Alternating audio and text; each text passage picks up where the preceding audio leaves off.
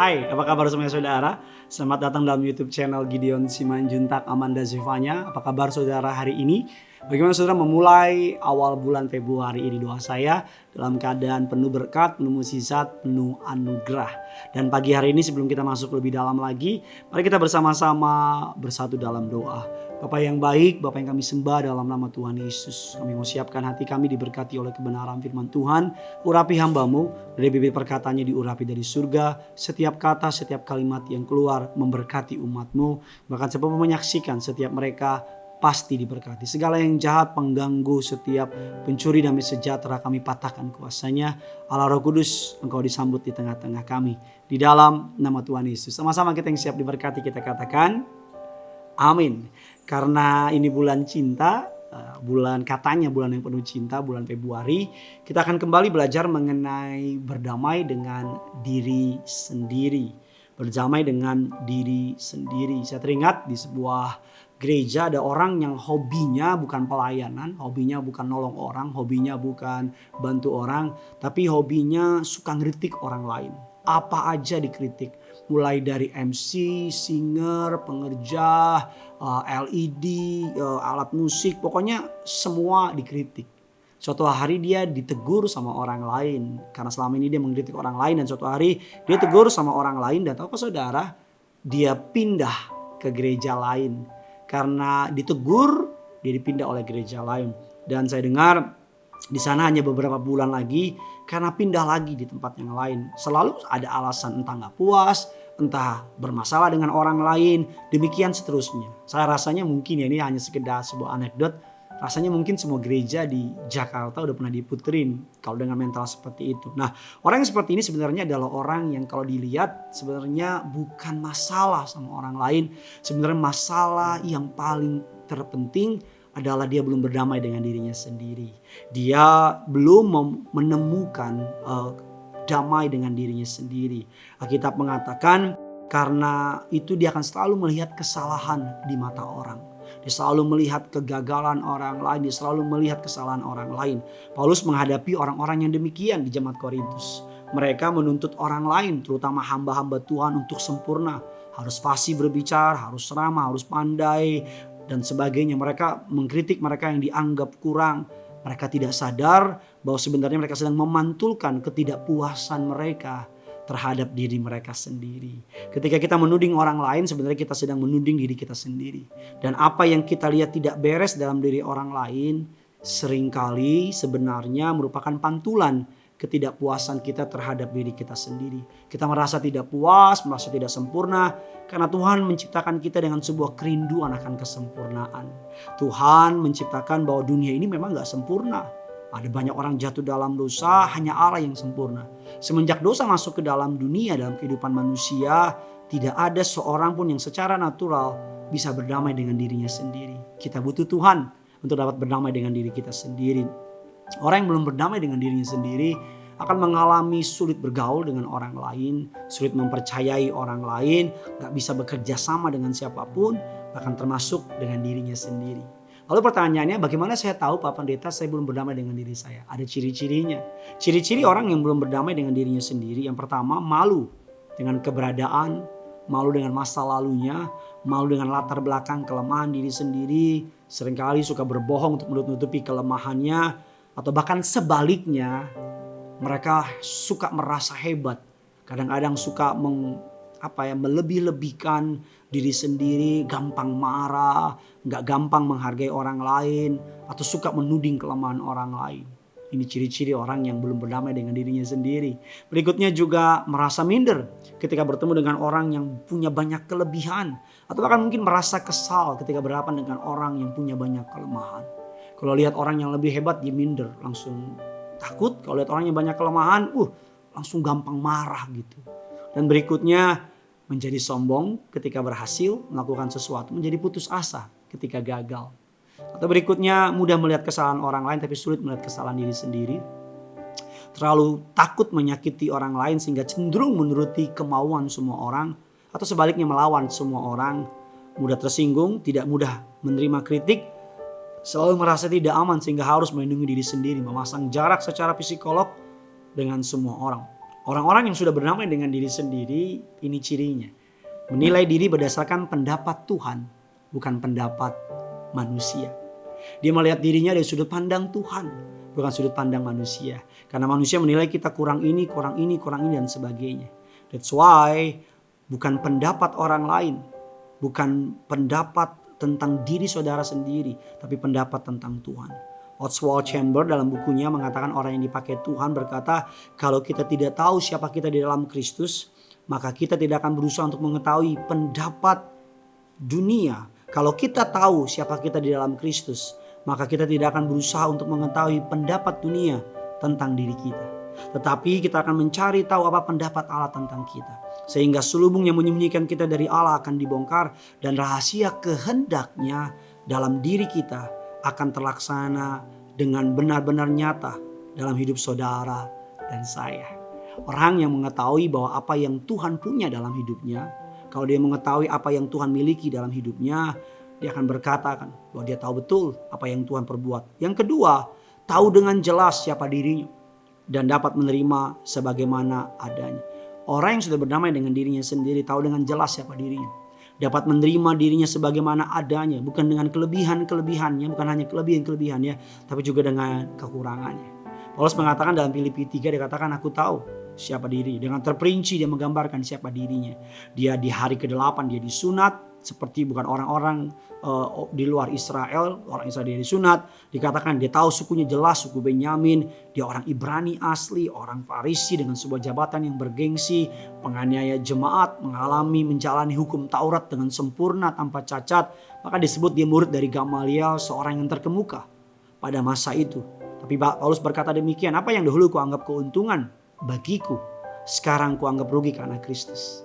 Malahan segala sesuatu yang kuanggap rugi karena pengenalan akan Kristus Yesus, Tuhanku, lebih mulia daripada semuanya itu. Oleh karena dia aku telah melepaskan semuanya itu dan menganggapnya sampah, supaya aku memperoleh Kristus, dan dalam dia bukan dengan kebenaranku sendiri karena mentaati hukum Taurat, melainkan dengan kebenaran Allah karena kepercayaan kepada Kristus. Itu kebenaran yang Allah anugerahkan berdasarkan kepercayaan. Filipi 3 ayatnya yang ke-7 sampai dengan ayatnya yang ke-9. Orang yang tahu betul, berdamai dengan dirinya, dia tahu betul apa yang dapat dilakukan Tuhan dalam hidupnya. Alkitab mengatakan yang ketiga, yang terakhir, bagaimana orang yang cirinya berdamai dengan dirinya sendiri dapat menerima orang lain dengan segala ketidaksempurnaannya. Berdamai dengan diri sendiri bukan berarti gak punya masalah, bukan berarti gak ada pergumulan, bukan berarti gak ada pergolakan, bukan berarti gak ada tantangan. Tapi kenyataannya di dalam hatinya dia dapat berdamai dengan ketidaksempurnaan dunia. Damai menurut Alkitab justru adalah damai di tengah-tengah pergolakan. Damai yang Tuhan mau adalah sekalipun dunia ini berjalan dengan tidak adil, sekalipun keadaan berjalan dengan seperti yang tidak kita mau, tapi kita tahu orang yang sudah berdamai dengan dirinya sendiri mampu menerima kenyataan ketidaksempurnaan di dunia ini.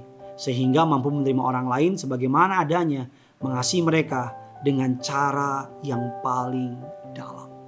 Tahukah saudara, beberapa waktu yang lalu ada seorang anak gadis, anak seorang pendeta. Saya dengar dari beberapa teman saya, karena orang tuanya sibuk, tidak ada waktu untuk memberikan kasih sayang. Gadis itu bertumbuh menjadi seorang gadis yang liar, bergaul dengan orang yang salah, dan memasuki sebuah pergaulan bebas. Suatu hari ia bertengkar hebat dengan orang tuanya dan dia lari dari rumah. Dan long story short, karena hatinya sedih, orang tuanya sedih, dan orang tuanya gak henti-hentinya berdoa untuk anak tersebut. Dan beberapa bulan kemudian anak tersebut pulang. Tapi dalam keadaan yang berbeda karena sudah hamil. Dan anak tersebut menantang ibu dan berkata, "Ibu, masih mau terima aku apa enggak? Aku sudah hamil, kalau tidak aku pergi dan gak akan kembali selama-lamanya." Gadis itu telah mencoreng orang tuanya dengan perbuatan karena papanya hamba Tuhan. Tapi tahu saudara apa yang membuat jawaban dari ibu tersebut mengejutkan? Karena gadis itu walaupun telah melakukan banyak kesalahan dan mungkin orang tuanya menyadari ada beberapa andil dalam hidupnya, tetapi ibu tersebut memeluk anaknya dan berkata, "Maafkan ibu, selama ini ibu tidak memberikan apa yang kamu butuhkan. Sekarang jangan pergi lagi. Ibu mengasihi kamu, ibu sayang sama kamu. Marilah kita bersama-sama menghadapi apa yang telah terjadi." Gadis itu diterima kembali di keluarganya, dikasihi, disayangi sampai ia melahirkan anaknya. Banyak orang mencemooh keluarga itu, tetapi gadis itu bertobat dan menyerahkan diri kepada Tuhan. Dan gadis itu sekarang dipakai oleh Tuhan untuk menjadi seorang hamba Tuhan. Seorang yang sampah, seorang yang gagal ketika datang ketemu dengan Tuhan. Tuhan dapat pulihkan, Tuhan dapat selamatkan. Saya berdoa agar saudara bisa berdamai dengan diri saudara dan menerima kasih Tuhan yang luar biasa. Bagikan kabar baik ini sebanyak mungkin pada orang-orang di sekitar saudara. Bilang sama mereka, berdamai dengan diri sendiri, maka kita akan melihat hari-hari depan yang luar biasa.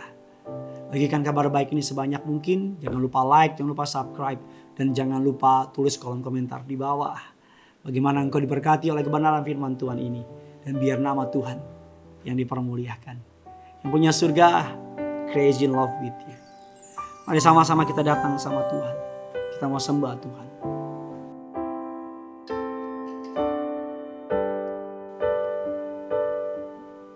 Mari sama-sama kita datang sama Tuhan. Kasih-Mu melingkupi hidupku,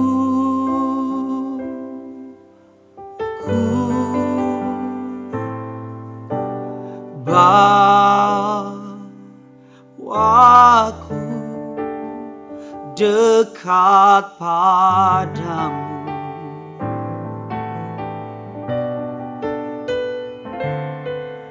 Ku kan terbang bagaikan Raja Wali.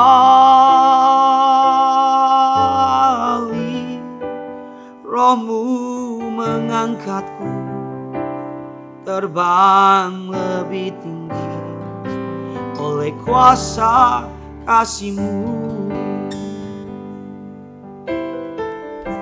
Mari sama-sama kita datang sama Tuhan. Ku datang Tuhan, baharui hatiku dengan anugerah di dalam Engkau.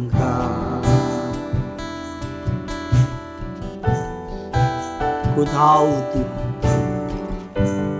ku tahu Tuhan, kelemahan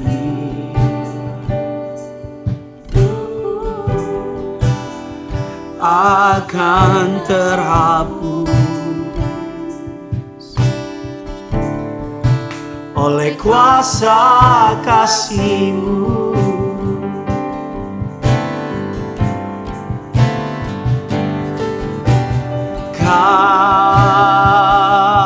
Kasih-Mu melingkupi hidupku, bawaku dekat padamu, bawaku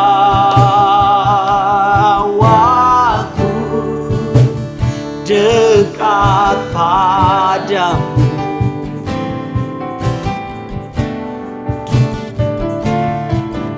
Ku kan terbang bagaikan Raja Wali. Roh-Mu mengangkatku terbang lebih tinggi oleh kuasa kasih. Mari sama-sama sambil angkat tanganmu, bilang sama Tuhan, kasih-Mu, kasih-Mu melingkupi hidupku,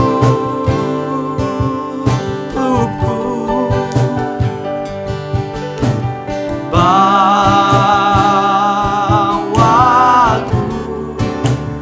dekat padamu. Kami akan terbang, ku kan